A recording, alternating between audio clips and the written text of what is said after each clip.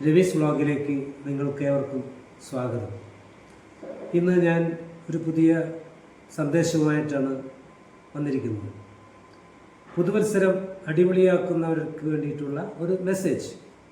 പുതുവത്സരം എങ്ങനെ അടിപൊളിയാക്കാം എന്നതിനെക്കുറിച്ച് ആലോചിക്കുന്നവർക്ക് വാഹന പരിശോധനാ വകുപ്പും എൻഫോഴ്സ്മെൻറ്റും പോലീസ് അധികാരികളും ഡിപ്പാർട്ട്മെൻറ്റും മുഴുവൻ നിങ്ങൾക്കെതിരായി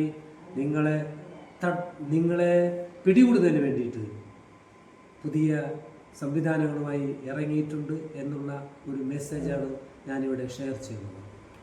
എന്ന് പറഞ്ഞാൽ ചില വാഹനങ്ങളിൽ 2 പേർക്കിരിക്കാവുന്ന ഇരുചക്ര വാഹനങ്ങളിൽ 2-ലധികം പേരിരിക്കുക, സൈലൻസർ മോടി പിടിപ്പിച്ച് അപശബ്ദങ്ങളുണ്ടാക്കുന്ന വാഹനങ്ങൾ നിരത്തിലിറക്കുക, അതുപോലെ തന്നെ മദ്യപിച്ച് വാഹനം ഓടിക്കുക, മൊബൈൽ ഫോൺ ഉപയോഗിച്ച് വാഹനം ഓടിക്കുക തുടങ്ങിയവ തീർച്ചയായും നിങ്ങൾക്ക് മേൽ പിടിവീഴുവാനുള്ള സാധ്യതയുണ്ട്.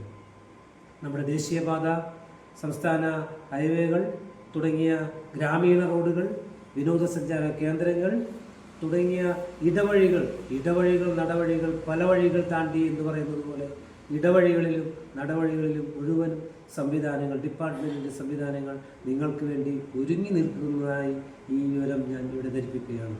എന്ന് പറഞ്ഞാൽ 2 ദിവസം കൂടി കഴിഞ്ഞാൽ ജനുവരി പിറക്കുകയായി, 2026 പിറക്കുകയായി. അപ്പോൾ ഡിസംബർ 30, 31 നാളെയും മറ്റന്നാളും വളരെ ജാഗ്രതയോടുകൂടി നിങ്ങൾ വാഹനം ഓടിച്ചാൽ ഒരുപക്ഷെ നിങ്ങൾക്ക് പോലീസിൽ നിന്നും അധികാരികളിൽ നിന്നും രക്ഷപ്പെടുവാനായിട്ട് കഴിയും. അല്ലെങ്കിൽ നിങ്ങൾക്ക് മേൽ പിടിവീണ് നിങ്ങളുടെ ലൈസൻസ് വരെ റദ്ദ് ചെയ്യാവുന്ന രീതിയിലേക്കാണ് ഡിപ്പാർട്ട്മെൻറ്റ് ഒരുങ്ങി നിൽക്കുന്നത് എന്ന വിവരം ഞാനിവിടെ നിങ്ങളെ അറിയിക്കുകയാണ്. മാത്രവുമല്ല, മറ്റൊരു കാര്യം കൂടി, പ്രായപൂർത്തിയാകാത്ത കുട്ടികൾക്ക് മകനോ മകൾക്കോ നിങ്ങളുടെ വാഹനം ഓടിക്കാൻ കൊടുത്താൽ അവർ ആ വാഹനങ്ങളുമായി നിരത്തിലിറങ്ങിയാൽ തീർച്ചയായും നിങ്ങൾക്കും നിങ്ങളുടെ മക്കൾക്കും ഒരുപോലെ പിടിവീഴുകയും ഒപ്പം തന്നെ ലൈസൻസ് റദ്ദാക്കുകയും ചെയ്യുന്ന നടപടികളാണ് ഡിപ്പാർട്ട്മെൻറ്റ് തലത്തിൽ ഉയർന്നു കേൾക്കുന്നത് എന്നാണ് അറിവായിട്ടുള്ളത്.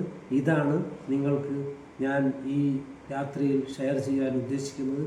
ഏവർക്കും വിനീതമായ നമസ്കാരം.